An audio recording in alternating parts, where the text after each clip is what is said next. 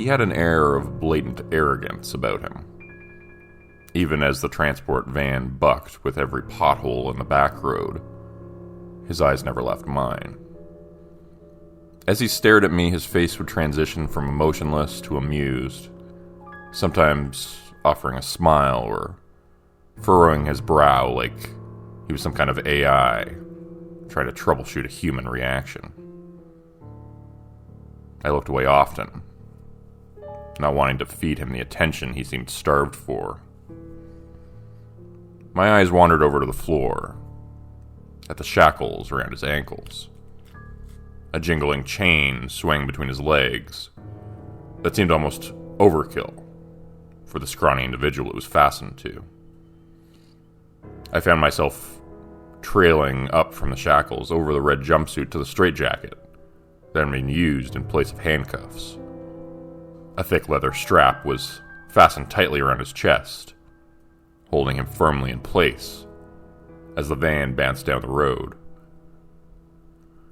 The man before looked so small and helpless, like a little kid that had been cast to play a prisoner in a movie.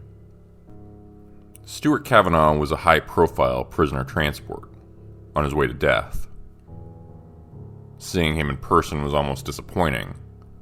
His lack of muscle or tattoos making him look like a pitiful, vanilla suburban house husband. He was supposed to be some kind of mass murderer, a 2020 Charles Manson wannabe that had a few dozen deaths under his belt.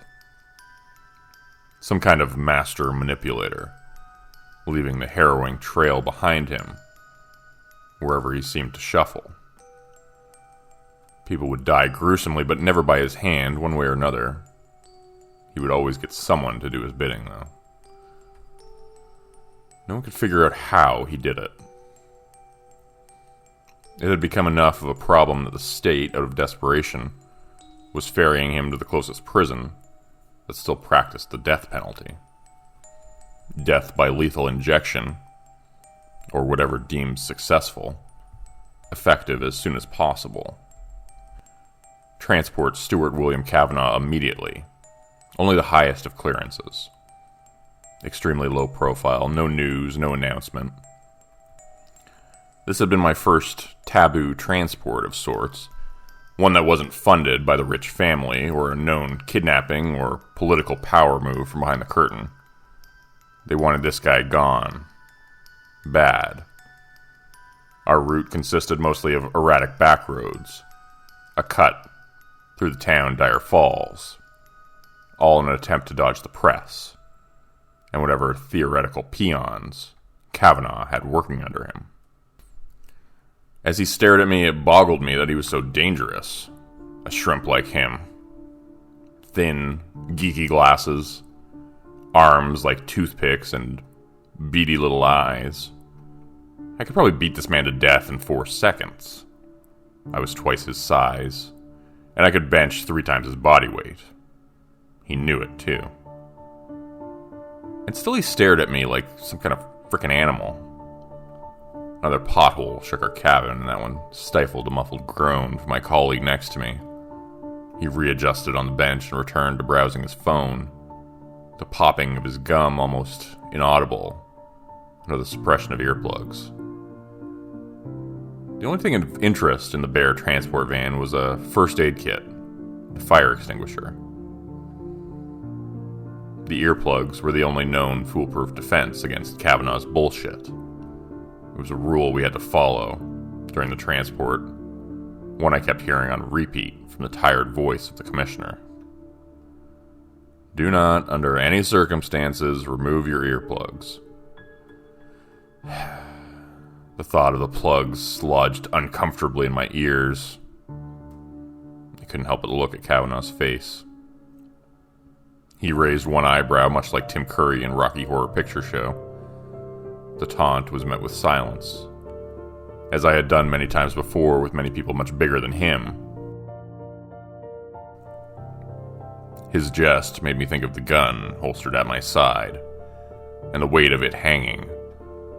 An incredibly expensive but equally deadly sidearm.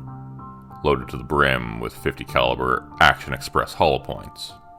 That special kind that would bloom into a star shape through the trajectory. It was grossly overpowered and by all means unnecessary, but when you contact private security firms to cab ride your problem child, they privately outfit. Next to me, my colleague, known only as Weber, was busy burying his nose in his phone. A minor infraction by the company standards, but this was the norm for him. Even though he looked like a teenager out of his element, this was my third ride with Weber.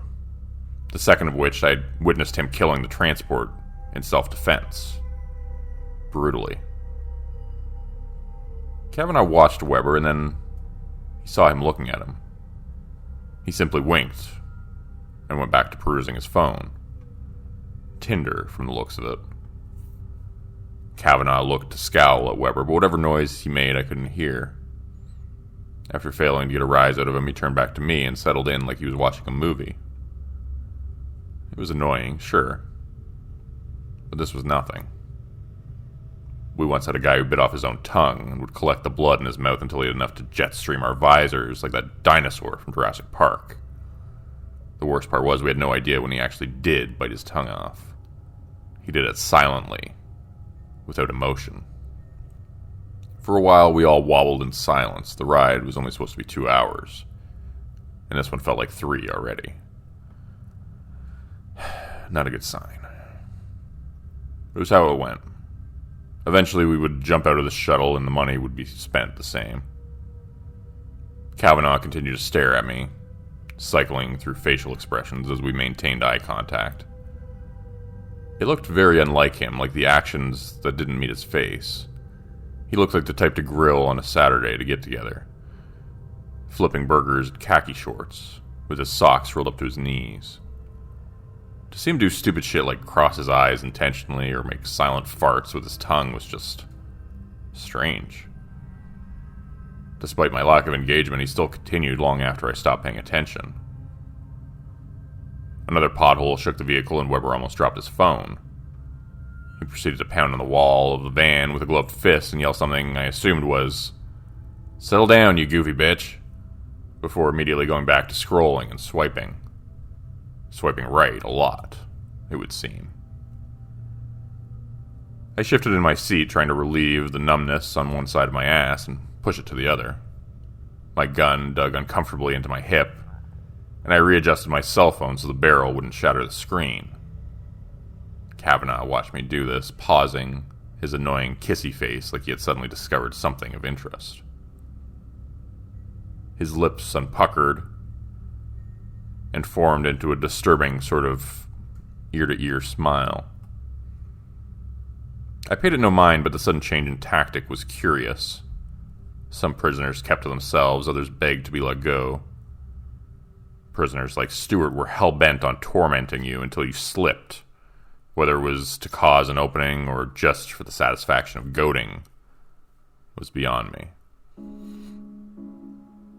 Stewart started mouthing words. It was easy to ignore him at first, just simply avoid looking at his face. If I could keep my eyes on his shackles and straitjacket, I could track his activity until we arrived at our destination. I was fine for a few minutes. I would have stayed fine if my ego didn't get the best of me. After all, every bull wants to be challenged. I looked at his face and tried my best to make out what he was saying through his slow lip-syncing. I expected something like, "Rent-a-cop," or "pussy." But what I deciphered was nothing along those lines. No jab, no provoking insult, just 2 words said plainly, over and over again. Yellow ball. I suddenly became anxious. My guts felt like they were melting together, and I got the sudden urge to throw open the back door and run away from the van as fast as I could. I can't really put that feeling into words. It felt like death itself, like I was being forced to watch someone get hit by a car. But the car was still a block away, gaining in the distance. He had my attention now, and he knew it. I looked at Weber, who was still glued to his phone.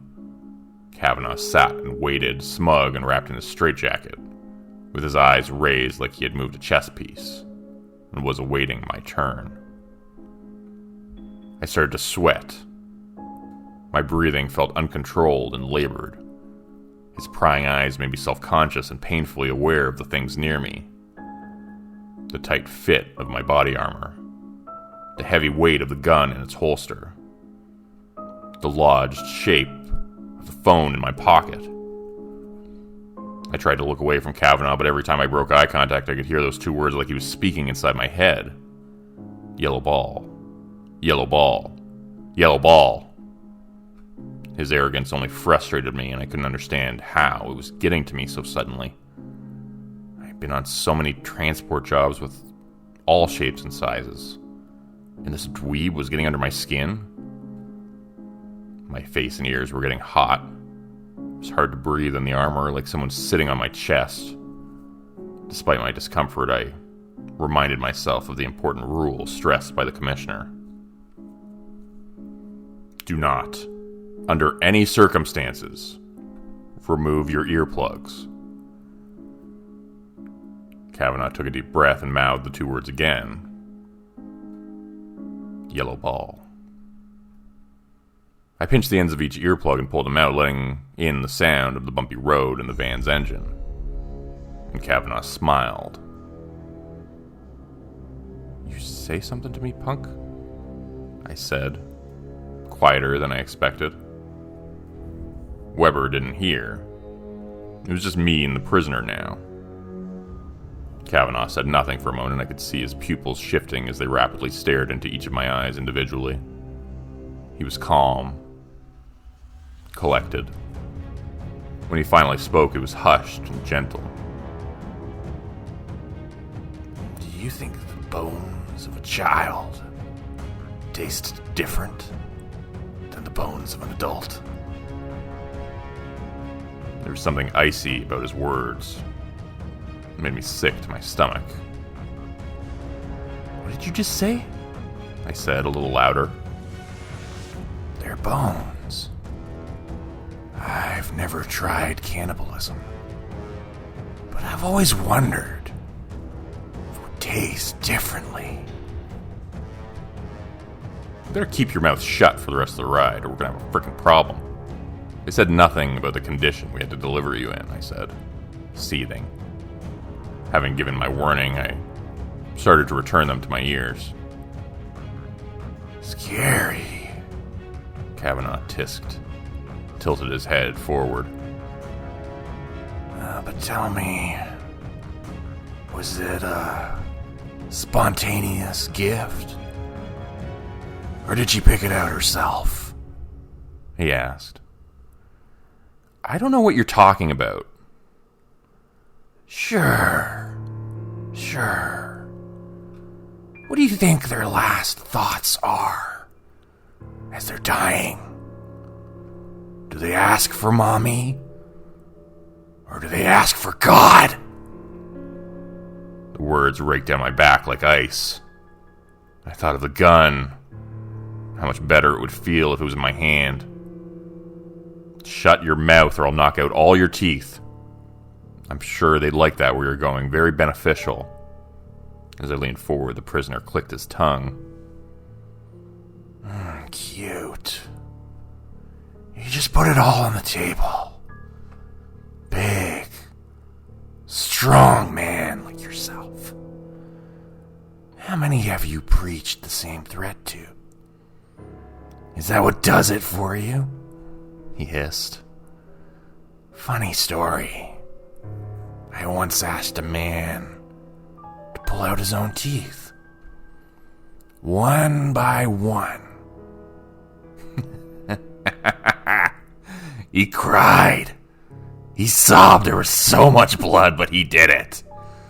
Oh, the best part is, he still had enough strength to strangle the DoorDash driver when she dropped off the food. I was gonna eat in front of him. Sure, I said, looking at Weber. He was still distracted, slightly turned and hunched over his phone. I went to nudge him when the prisoner spoke again. And even though I didn't want to, I listened.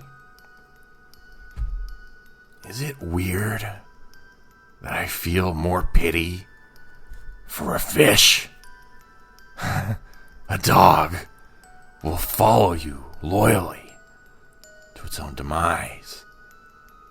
But fish, no. You can see it in their eyes, swimming around as you pour them into the blender, like they knew their owners would betray them in the long run. I looked away. The earplugs were still rolling away on the vibrating floor, and one of them stopped against Weber's boot. He didn't notice, and the prisoner was still talking. It would be so easy. Probably kicking it around right now. Right in the front yard. Right under Mommy's nose. You think you could get there in time? I don't know, really. Scoop her up. Like she was never there. You think she'd know the difference between cereal and thumbtacks? Do you think she'd care? My blood was boiling. My hands squeezed, feeling heavy suddenly. I'd kill you, was all I could say. Would you? Or would you join her for breakfast? You're sick, you know that? Oh, yeah. I'm sick, all right. Sick of being in these restraints. You know, I think I've hung around here long enough. It was interesting to see the government dogs scramble in their attempt to control me. The whole time thinking they had me. It's hilarious, isn't it? You're so sure of themselves, just a bunch of people looking to collect a check. Like you. Not professional in the least. You can't even keep the earplugs in. I stared at him, grinding my teeth so hard together that it hurt. And he smirked at me briefly before turning back to Weber. He had finally looked up from his phone. Did you remove your hearing protection? He asked, suddenly alarmed. His look of confusion was reduced to malformed rupture of gore as his visor shattered in a spray of red. The gunshot was deafening, ringing off inside the van. The gun in my hand was smoking, the large ejected casing bouncing off the floor. Oh, God. What the was all I could muster before the van slammed on its brakes. I was thrown into the still bleeding corpse of Weber, struggling to stay upright as his body ragdolled into mine. The eviscerated melon that remained for a head leaked profusely under the helmet, splashing at my armor in hot bursts. My boots slipped under the splatter, and as I tried to regain my composure, Kavanaugh remained perfectly in place in his harness.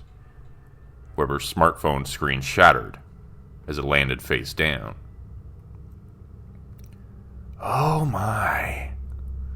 What have you done? Those guns just don't go off, do they? He taunted. You son of a bitch, I spat, whipping the gun around. I shot him twice, center mass, the gun barking loudly with each squeeze of the trigger, each more deafening than the last.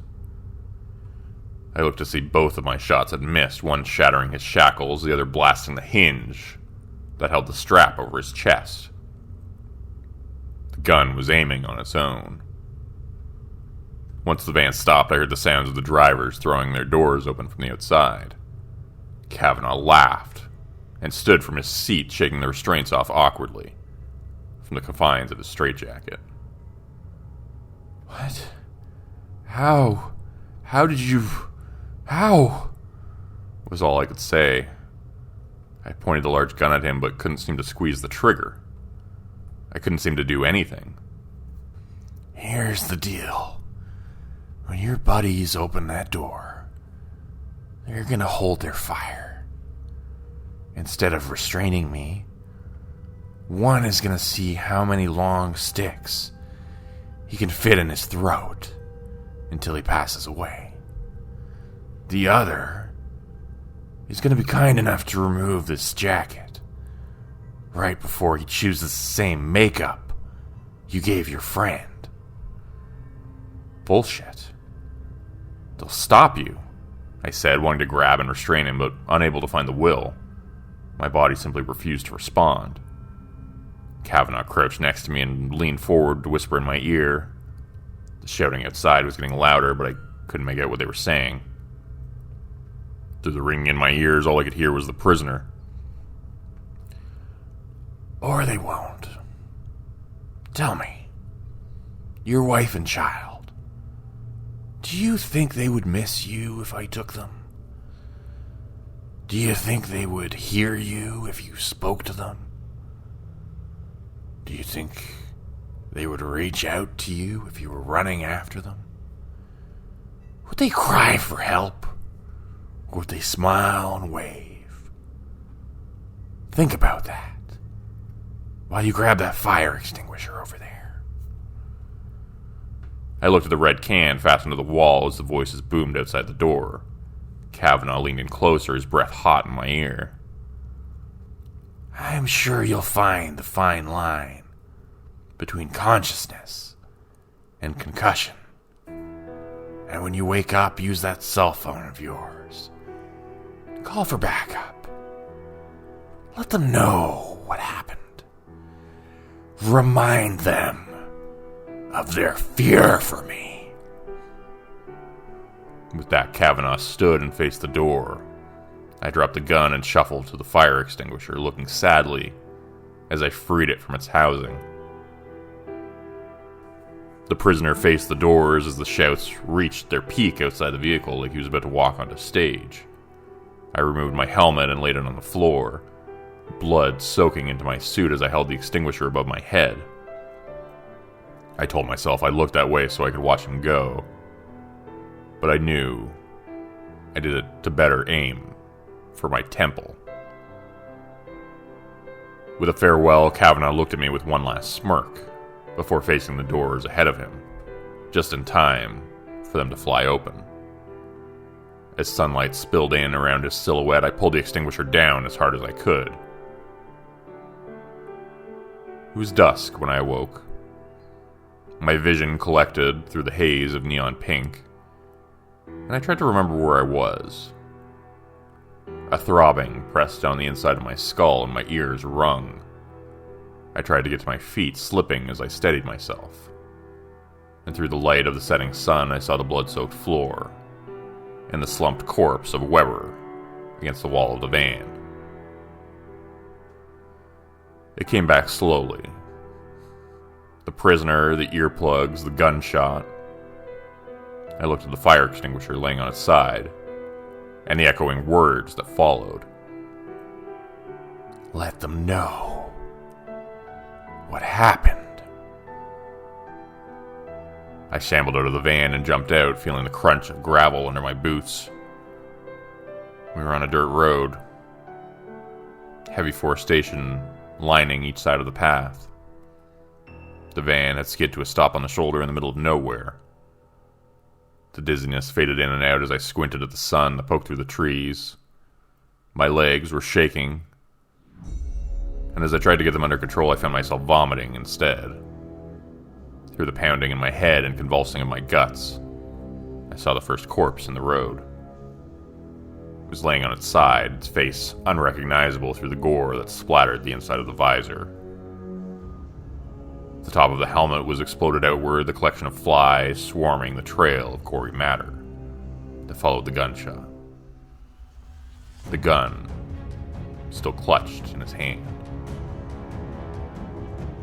Opposite the gunshot victim was a second body, almost posed for display. The corpse was on its knees, head held back like they were yelling at the sky.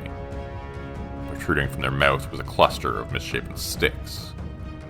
Some larger, some more jagged than the others, but each of them looked to fit impossibly in the horribly stretched mouth. Between the two bodies was a folded red prison jumpsuit and a discarded straitjacket. remind them of their fear for me. I felt for my phone, deciding it was time to call the police. My hands were shaking, and it took me several tries to properly hit the power button. When the screen finally lit up, I could only stare at the screen with sobering clarity. The lock screen was a picture of my daughter. Her joyous smile, captured mid-laugh, and held tight in her arms was a bright yellow ball.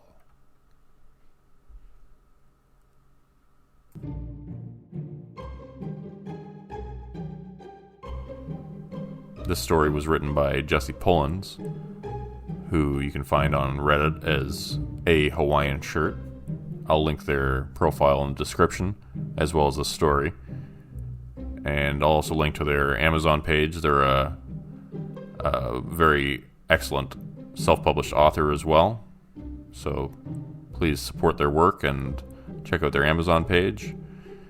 And please join me again for another short horror story narration at 4 p.m. Eastern Standard Time in a couple days. Thanks, and have a good night.